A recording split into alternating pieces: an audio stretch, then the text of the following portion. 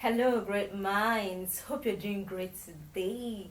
Thanks for coming in once again. If this is your first time of coming here, wow, we are glad you came. Hope you're doing fine. We care about your heart. Hope the condition of your heart is great. Yes, we don't want you to worry about anything. Take life easy. And yeah, welcome to the Reactivate Great Minds community where we reactivate the dormant giants in us to make us better. We reactivate the best in us to make us give the best in turn to the world. Yes, we've been talking about trust. In case you have not watched the last and the first video on trust, I encourage you to watch the last video we posted and the first video before the last one that we posted before this one we are posting right now. In the last video, we looked at what the comment section had and shared it with others. Here, we want to concentrate on trust in terms of communication, relationship, and interaction. We deal with humans every day. We deal with ourselves. We deal with strangers. We deal with relations. We deal with colleagues, family members, and all kinds of people we deal with daily. And the truth is, how we treat other people and how we handle their matters matter a lot. And so you can't say you have integrity until that trust area of your life is checked and fixed.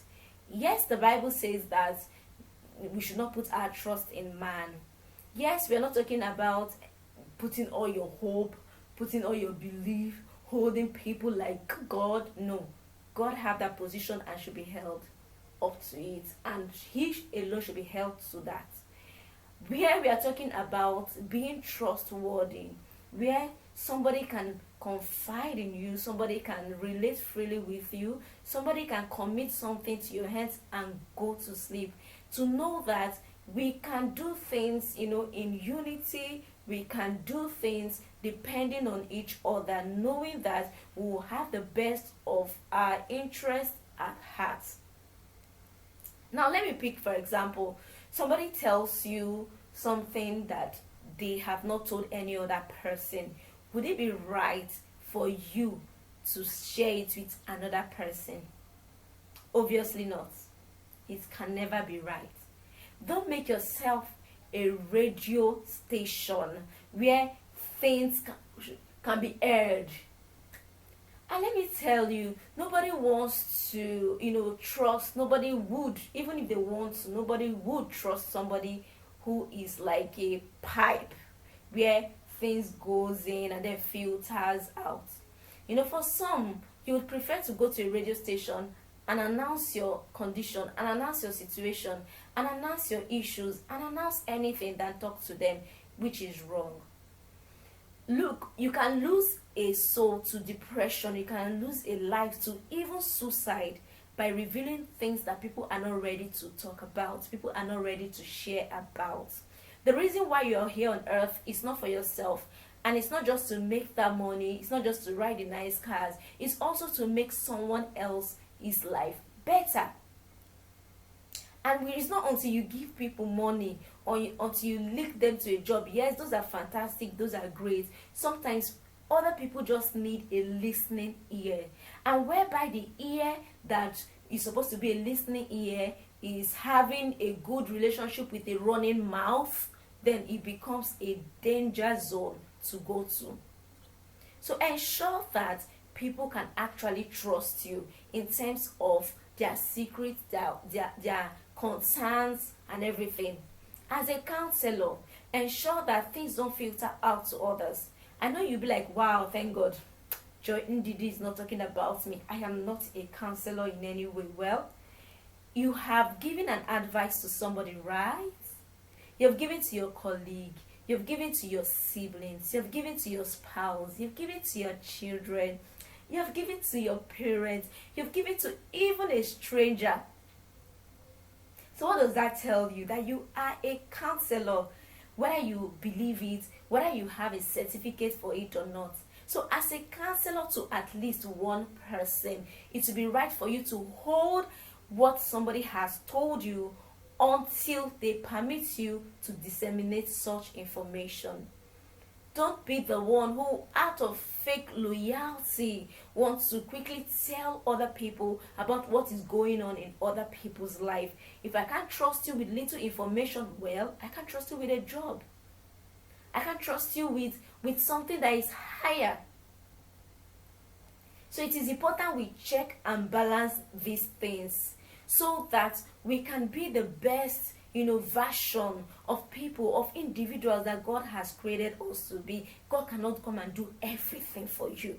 Yes, it's good to pray. Yes, it's good to read the word. Yes, it's good to study. But putting those things into action to ensure that we display the nature of Christ, that is what is paramount. That is what should be paramount, displaying the nature of Christ. Yes, we can do this and be better. I know there are some people that when you tell them something, they would not rest until they share that thing. Check it. Check it. And when you're no longer in a good relationship with others, please and please honor everything they've shared with you. It's not a time to let the cat out of the bag because there's a little shift in the relationship. Things can turn around later.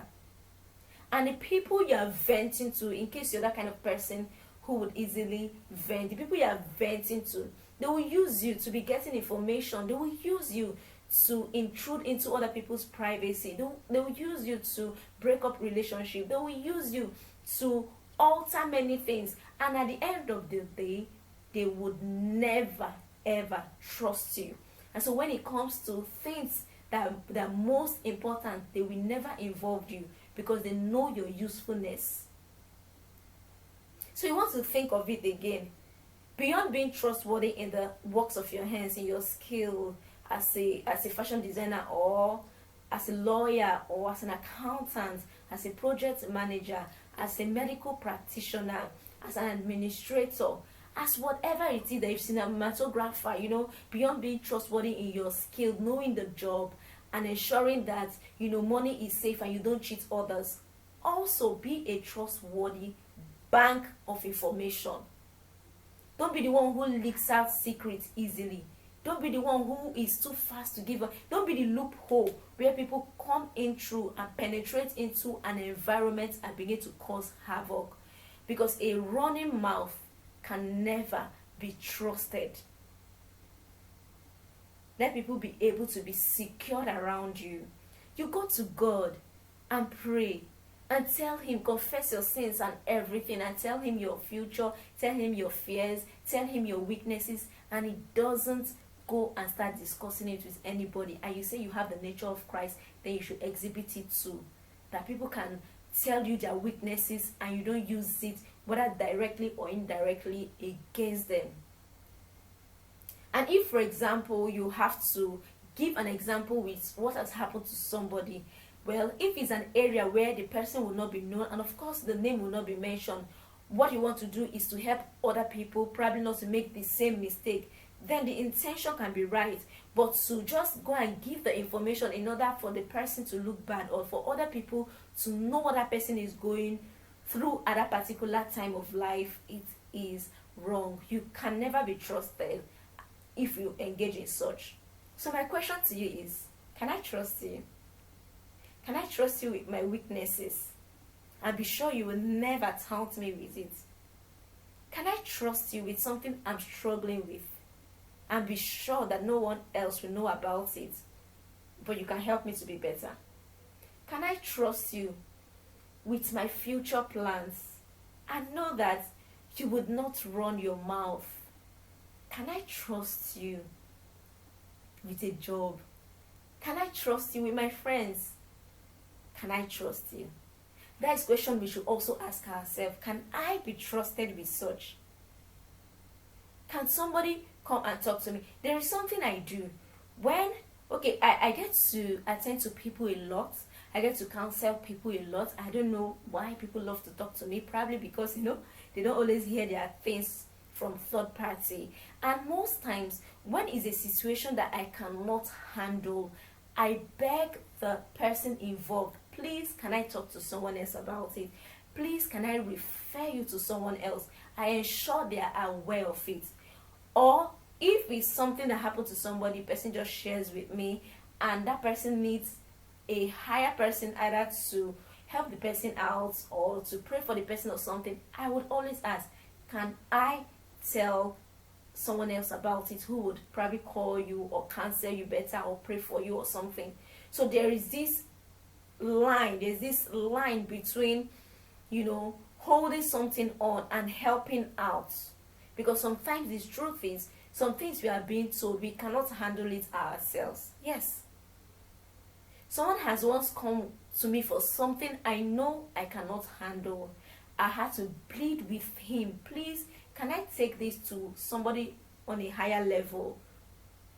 And I pleaded and gave the person reasons. At the end of the day, he agreed, and we're able to take it to someone on a higher level, and the person was able to attend to it. So your intentions matters, but intentions cannot be known, and intentions can be misinterpreted. So ensure that you're communicating rightly. If you have to extend somebody else's discussion, words, secret, or whatever, ensure you are communicating rightly. And ensure too that the intention is also known. Nobody is so spiritual that they begin to know your intention on their own. Yes, it can be misinterpreted, yes, if you don't handle it well.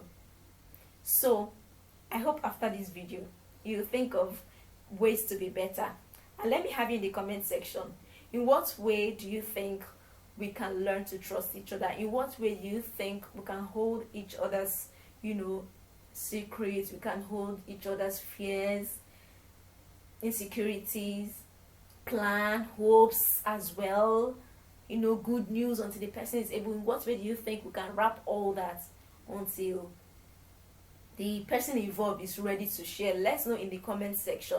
And what do you think about this trust in terms of interaction, communication, and relationship? Let me know in the comment section what you think about this. Until we meet again, do have a great day while I go to comment section to have you there. Bye.